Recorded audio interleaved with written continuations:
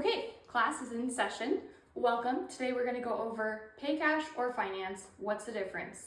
So typically we are taught that there are only two ways to finance things in life. And the fancy word is finance, but basically that means pay for things. So how do we pay for things?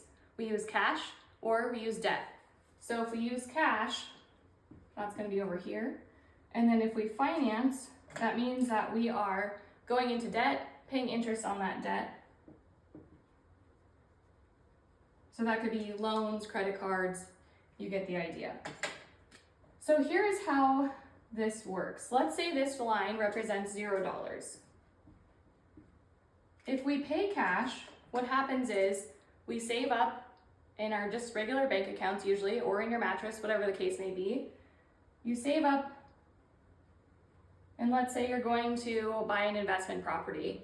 So let's say you have $50,000 in here. So you take that $50,000 from your account and then you put it as a down payment on that investment property.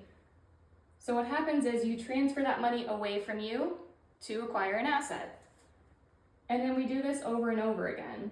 And this doesn't have to be an investment property. It could be college education. It could be vacation, whatever the case may be. This behavior happens over and over again.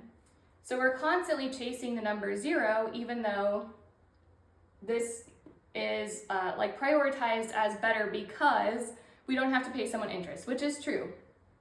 I used to be the pay cash person. Alternatively, if we finance, we go into debt and then we pay it off with principal and interest. So let's say you're purchasing a vehicle, you take a loan out, you pay this back over time. But what happens is both of these people end up at the number 0, which when you're talking about dollars is really not an exciting number. And so if you think about who's profiting from all of this activity, it's the banks.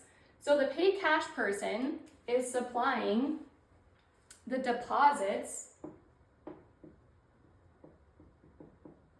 for banks to lend out. So the banks take your deposits and then they sell it to the person that's going into debt over it.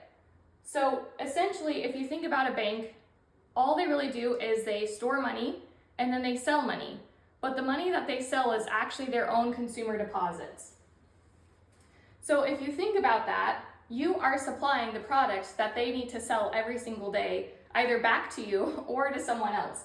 And what's even kind of more insulting is, let's say you're the depositor, right? You get 0.01% interest, which is taxable on your deposits. And then they take this spread of what they're charging this person. Let's say it's like a credit card and you're at 20%.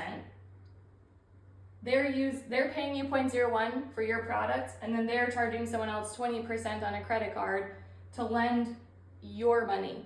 So banks have a monopoly over how we're taught to do things, which is really interesting.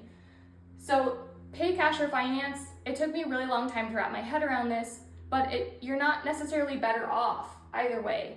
And I'm going to get into the next video of how infinite banking kind of flips this idea on its head so that you can make money and make profits similar to the bank on your own level.